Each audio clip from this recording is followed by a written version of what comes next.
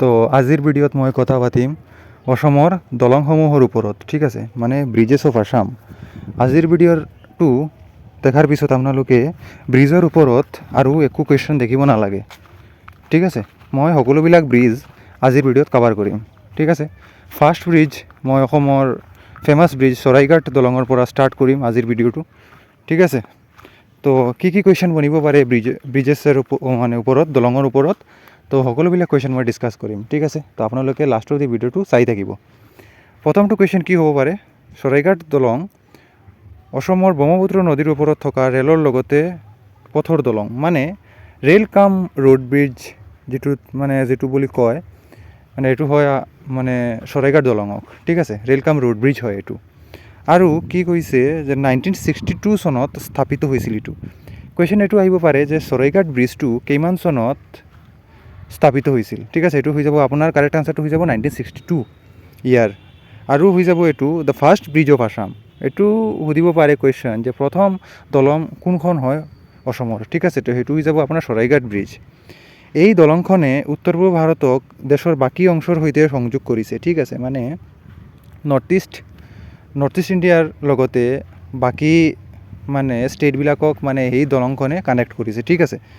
তাৰপিছত এই দলংখনে কামৰূপ গ্ৰাম্যৰ আমিনগাঁৱৰ সৈতে মানে কোন প্লেচত মানে ঠাইত সেইটোৱে মানে লগ কৰিছে, সেইটো মানে কামৰূপ গ্ৰাম্যৰ আমিনগাঁৱৰ সৈতে গুৱাহাটীৰ পাণ্ডু লৈ এইটো মানে দলংখন মানে বিস্তৃত হৈ আছে, ঠিক আছে।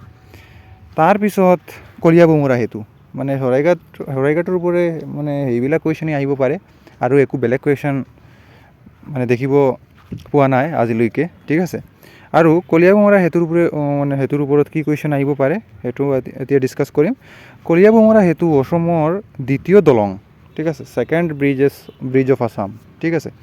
তাৰপিছত 1987 চনত সেইটো মানে এষ্টাব্লিছ হৈছিল, মানে ইয়াৰ কাম সম্পূৰ্ণ হৈছিল। সেইটো কুৱেশ্যন দিব পাৰে যে কোন ইয়াৰত এইটোৰ কাম সম্পূৰ্ণ হৈছিল, সেইটো হৈ যাব আপোনাৰ 1987 চনত। তাৰপিছত ই উত্তৰ পাৰৰ শোণিতপুৰ জিলাৰ তেজপুৰক দক্ষিণ পাৰত নগাঁও জিলাৰ কলিয়াবৰৰ সৈতে সংযোগ কৰিছে। এইটো সুধিব পাৰে যেন কলিয়াভোমোৰা সেতুৱে কোন ঠাইত কানেক্ট কৰে, সেইটো হৈ যাব আপোনাৰ উত্তৰ পাৰৰ শোণিতপুৰ জিলাৰ তেজপুৰক দক্ষিণ পাৰত নগাঁও জিলাৰ কলিয়াবৰৰ সৈতে সংযোগ কৰে, ঠিক আছে। দলংখনৰ দৈৰ্ঘ্য হৈ যাব আপোনাৰ 3.15 কিলোমিটাৰ, ঠিক আছে। আৰু ই অসমৰ তৃতীয় দীঘলীয়া দলং, third longest bridge of Assam হয় এইটো, ঠিক আছে। তাৰপিছত হৈ যাব আপোনাৰ ইম্পৰ্টেণ্ট দলং নৰনাৰায়ণ সেতু, ঠিক আছে, মানে নৰনাৰায়ণ ব্ৰিজ। নৰনাৰায়ণ সেতু হৈছে অসমৰ ব্ৰহ্মপুত্ৰ নদীৰ ওপৰত নিৰ্মাণ হোৱা তৃতীয়খন দলং, ঠিক আছে। ইখন ডবল ডেক দলং, যাৰ তলৰ ডেকত ৰেলপথ আৰু ওপৰত ডেকত পথ আছে, মানে গাড়ীৰ পথ আছে, গাড়ী চলাৰ কাৰণে, ঠিক আছে। ইয়াৰ দৈৰ্ঘ্য 2.284 কিলোমিটাৰ, ঠিক আছে। আৰু ই উত্তৰ দিশত বঙাইগাঁও জিলাৰ যোগীঘোপা আৰু দক্ষিণ পাৰৰ গোৱালপাৰা জিলাৰ পঞ্চৰত্নৰ সৈতে সংযোগ কৰে। এইটো মানে কমনলি সুধি থাকে এই কুৱেশ্যনটো, ঠিক আছে। মানে নৰনাৰায়ণ সেতুৱে কোন দুখন ঠাইত কানেক্ট কৰে, ঠিক আছে। এইটো হৈ যাব আপোনাৰ বঙাইগাঁও জিলাৰ যোগীঘোপা আৰু পঞ্চৰত্ন, ঠিক আছে। তাৰপিছত হয় নিউ শৰাইঘাট ব্ৰিজ, ঠিক আছে। নিউ শৰাইঘাট ব্ৰিজে নতুন শৰাইঘাট দলং, ইয়াক দ্বিতীয় শৰাইঘাট দলং হয় এইটো বুলি কোৱা হয়।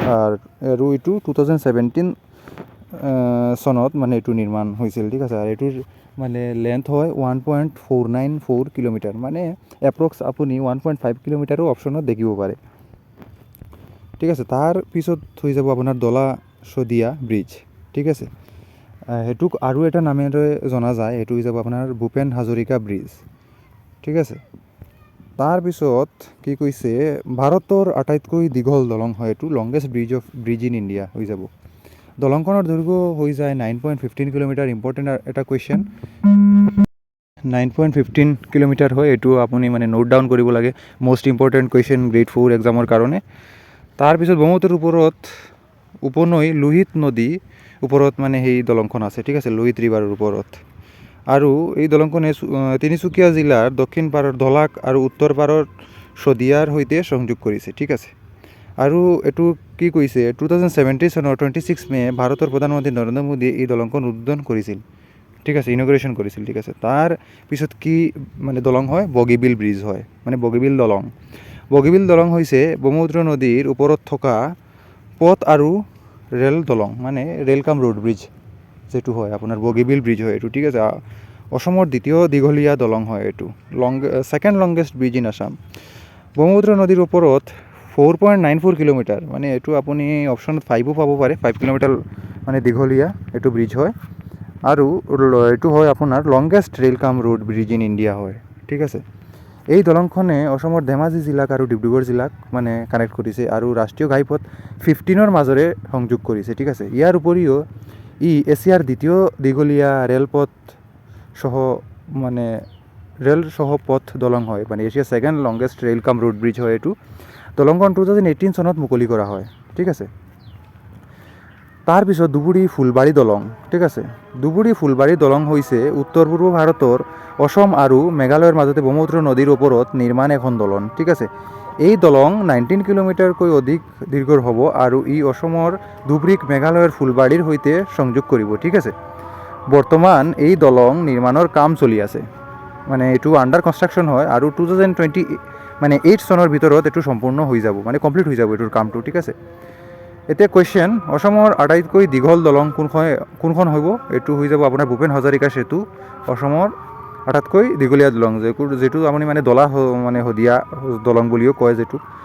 অসমত কিমানখন দলং আছে? 2023 চনৰ হিচাপত অসমত ব্ৰহ্মপুত্ৰ নদীৰ ওপৰত 7খন দলং, মানে ডাঙৰ দলং আছে, ঠিক আছে।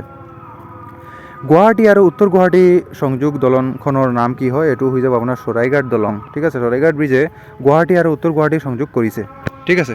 তো সেইটো মানে এইবিলাক কুৱেশ্যন আজি মই দলঙৰ ওপৰত সকলোবিলাক কুৱেশ্যন আজি মই ডিছকাছ কৰিলোঁ। MCQ বেজ নহয় কুৱেশ্যন, আজিৰ ভিডিঅ'টো কনচেপ্ট বেজ হয়।